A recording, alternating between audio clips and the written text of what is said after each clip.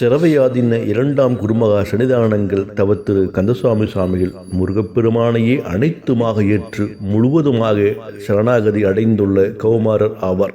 இவர் கோவைக்கு வடக்கே உள்ள குருந்தமலைக்கு பல பாடல்களை எல்லாம் பாடியிருக்கின்றார்கள். அந்த ஒரு பாடலிலே முருகப்பெருமானை சரணாகதி அடைகின்ற அழகான பாடல், அப்பன் நீ அம்மை நீ குரு தெய்வம் அனைத்தும் நீ என்று என்னை உனக்கே ஒப்படை புரிந்தேன் என்று கொண்டு அடியேன் உளத்தினை திருத்தி அன்பு செய்து சொப்பனத்தோடு சாக்கிரத்து முன் சகுன சோதி மெய்ச்சேவை ஈந்தருள்வாய் குப்பளர்கான குருந்தமாமலைவாள் குழந்தை வேலாயுதமணியே என்று போற்றுகின்றார். இவர் குழந்தை வேலாயுதமணிக்கு பதிகம் மட்டுமல்ல, அழகான முருகனுடைய பிள்ளைத்தமிழும் பாடியிருப்பது குறிப்பிடத்தக்கது. அந்த நூலை நாம் திருமடத்திலே பெற்று படித்து குருந்தமலை குழந்தை வேலாயுசாமியுடைய திருவருளை பெறுவோமாக. திருச்சிற்றம்பலம்.